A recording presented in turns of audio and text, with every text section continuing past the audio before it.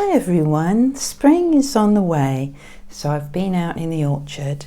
This was some Loquats. I've picked a fresh sprig of Loquat from the orchard, and this was, I think I did about this time last year, and I thought, well, I'll just have another go. But I came across a Derwent brush which has got a reservoir of water, so it's good for when you're outside.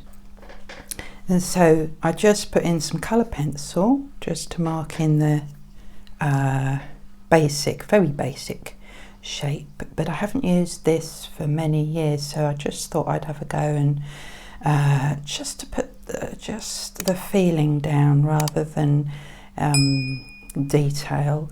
Just the lovely sunshine is out. We've had a lot of rain lately here in Portugal, and I've done a little tonal sketch just showing me where the light and the medium tones and the darkest tones of colour will be.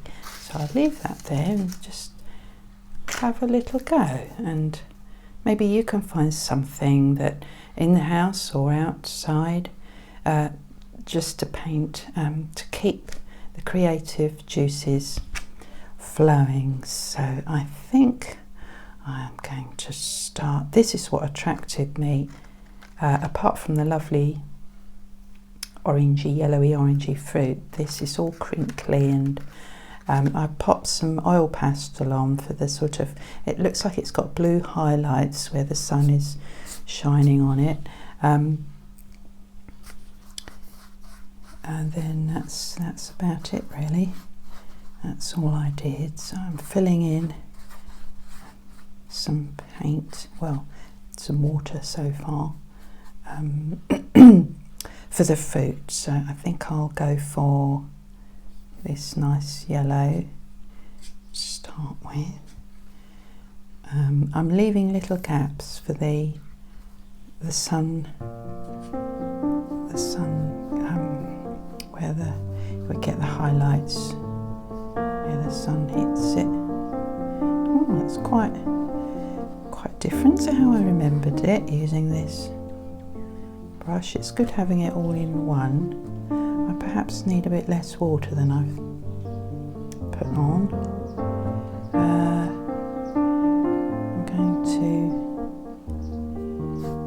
I think I'm going to just cover a bit more with this nice fresh yellow I'm using before I add some green. I want it to be a bit abstract, as I normally do. Realistic abstract, hopefully. So now I'm going to try some of this olivey sort of green, which looks quite nice.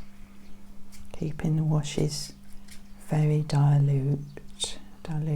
I've got some friends here, a little red spider buzzing around, tiny one. Oh right, yeah, I need a bit more.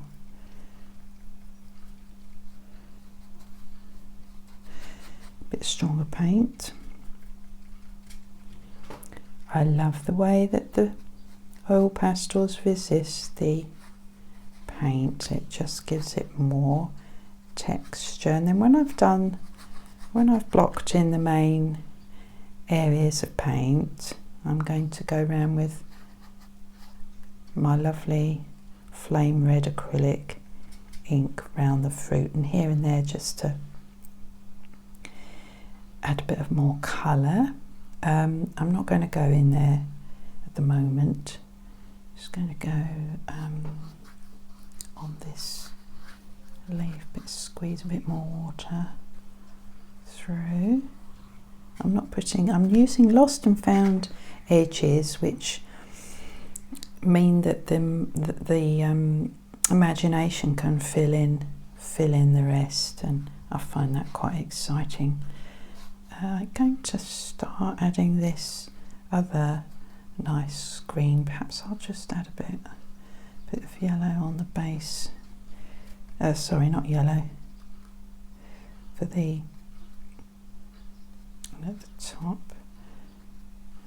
for the little end bit of the Loquat. Now I'm going to go in with this colour.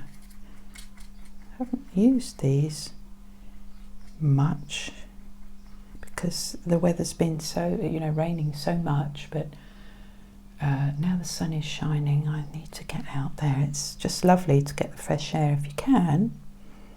I'm going to go, yes, it's quite a bright green. Actually, I quite like that because the Loquat leaves are quite bright too. Just don't want it to be completely covering the Loquat leaf. I'm going to let that trickle down. I want to see how quick I can do this. I bought this a watercolour block with the aim of trying to sketch or paint every day, but I'm not, I must admit, I haven't been very faithful to it. But that's my aim, because then that builds confidence. So I would recommend that if you just do 5 or 10 minutes here and there when you get a chance, which would be really good.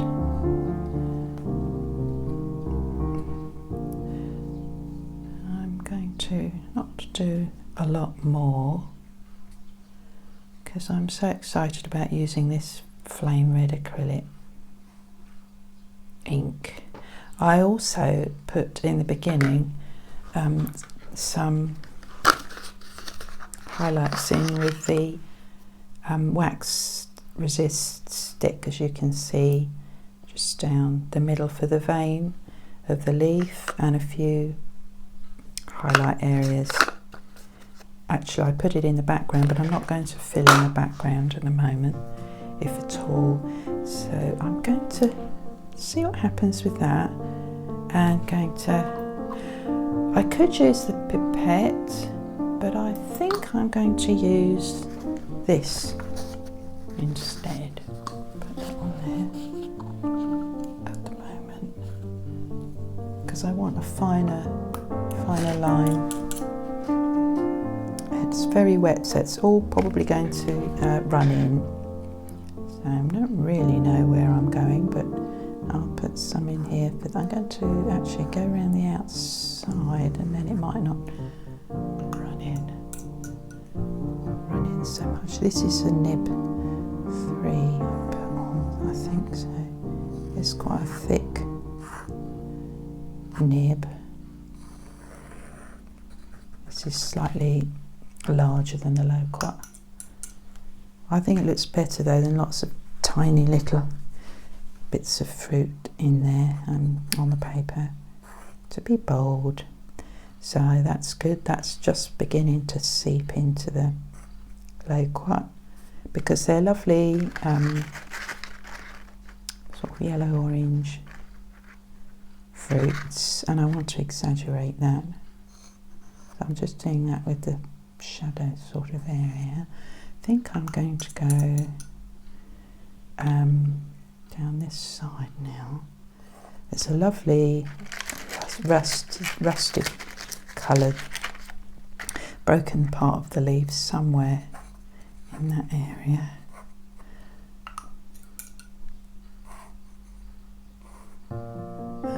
Perhaps put some veins in around here.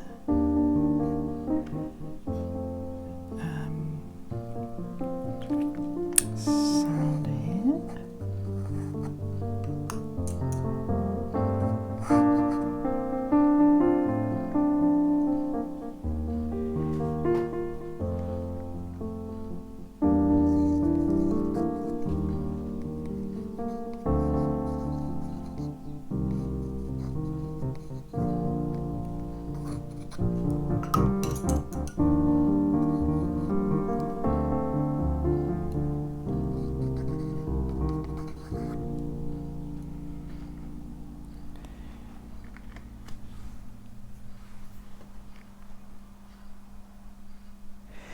I'd like to do actually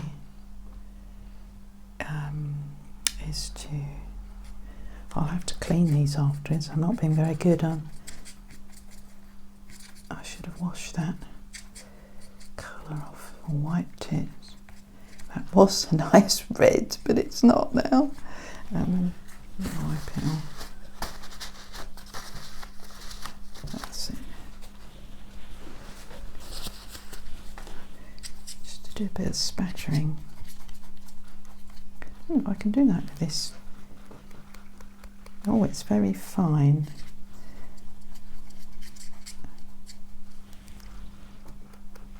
Oh yeah.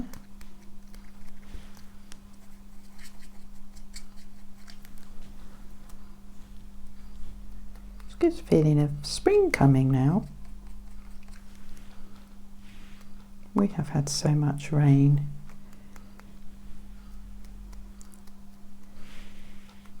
It's good to hear that the UK hasn't had so much at the time of painting this.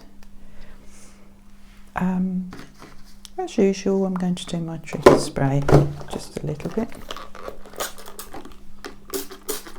blocking that leaf. I don't want it to go too much on that leaf.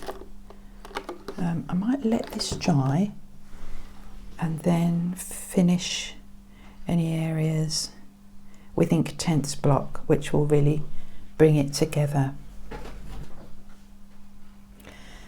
I've only let it dry a bit, and I'm putting the Inktense Blocks on now. Try that a little bit more.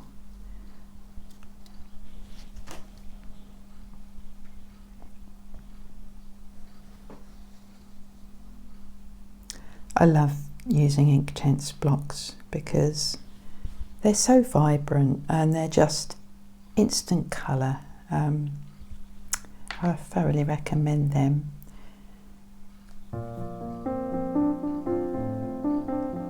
Bring this.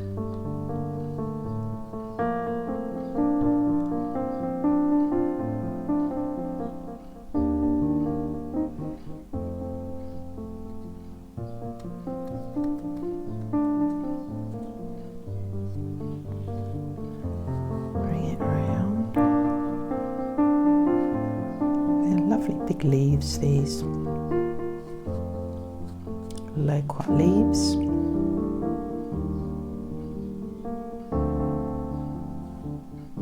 And the fruit's almost ready to eat.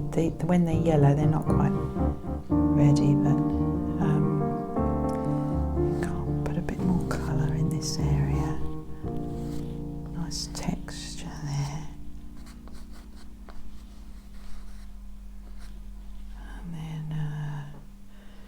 I do too much detail. It's quite smooth that side. Perhaps put the vein in a bit more obvious. And then a bit of green on the Loquats. There's a bit of shadow there. Few little marks, but I love that orange. I don't want to spoil that nice orange effect. And then put some darks in.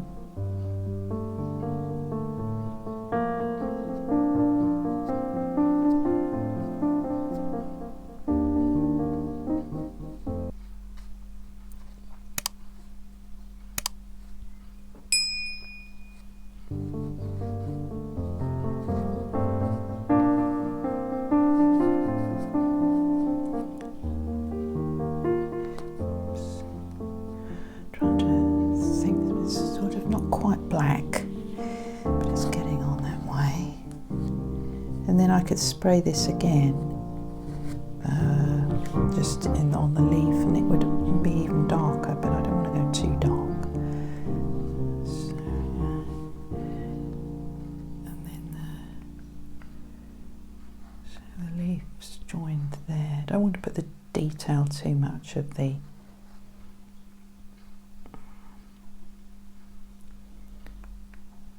stems, but I think I'll just put suggestion on it, on the Loquat, to show they are connected. That's it.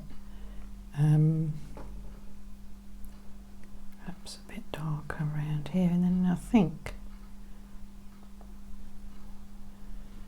I'll leave it there. Quite enjoyed doing that. So I've got a new resolution to try and do just a little study every day of something that I've found, and I hope you do too, and that I've inspired you to pick up a brush or pencil and just have fun for 10 minutes whenever you get the chance. If you like this video, please like and or subscribe. Thank you for your support. See you next time. The ripe loquat, known as Nespera in Portugal, is not only deliciously juicy and sweet, but nutritionally highly beneficial. Apparently, loquats are packed full of vitamins and minerals and are good for the eyes, hair, skin, bones and heart, to name but a few, and tea can be made from the leaves. But they are subject to disease and should not be eaten in excess. This fruit contains several large stones inside, and care should be taken not to swallow them. I look forward to the time when the marble-like gorgeous yellow-orange colour can be seen in the orchard from the window. I also have found that God's words are good to eat. That seems strange, doesn't it? The thought of eating words, but for me this is absolutely true. Unlike fruit or anything else, they can permanently fill a void in our lives.